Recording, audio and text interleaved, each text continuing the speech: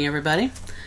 I have received 2 or 3 emails asking my opinion on therapy.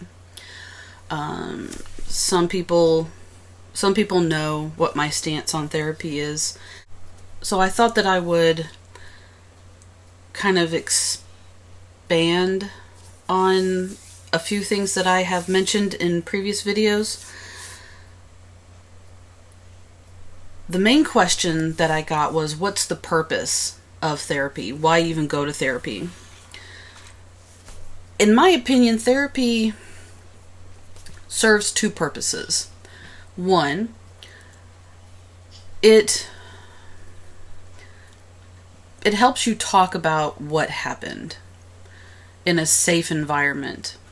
A lot of times, people who have been through abuse will tend to not even discuss it, not talk about it, because we've been trained not to talk about it. We've been conditioned to keep such things to ourselves. We were told repeatedly to keep these sort of things to yourself. Don't tell anybody anything, or else.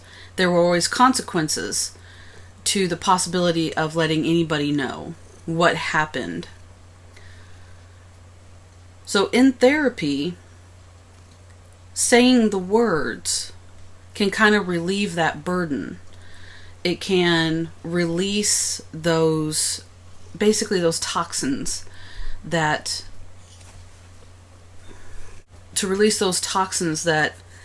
kind of pollute us because of keeping that secret for so long. It can wear on you. It can poison you in a way.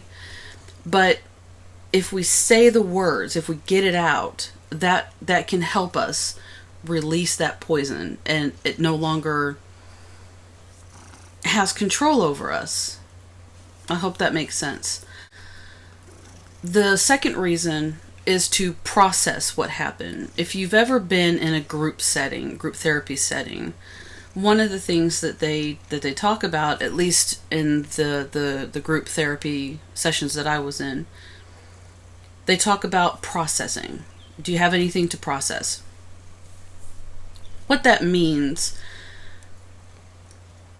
a lot of bad stuff happened to us. If you stop to think about it, we ran through our childhood and we got stuck looking back and wondering why it was happening, but we never processed why it happened. Processing is basically the skill of taking what happened and working through it. We will never understand why. We will never fully understand why. We will never fully comprehend what was going through their minds to make them want to harm us. Was it something that we did? Was it that they were just mad at us for being born? Those sort of things. Once we put the burden of those things back on the abuser, then we can focus on how we feel about it. That's processing. Well, how do you feel about it? Do you feel angry? Most abuse survivors don't understand that they have a right to feel angry about it. So in a therapy session, we're given permission to finally feel righteous indignation. And we are finally allowed to feel angry and sad about what happened.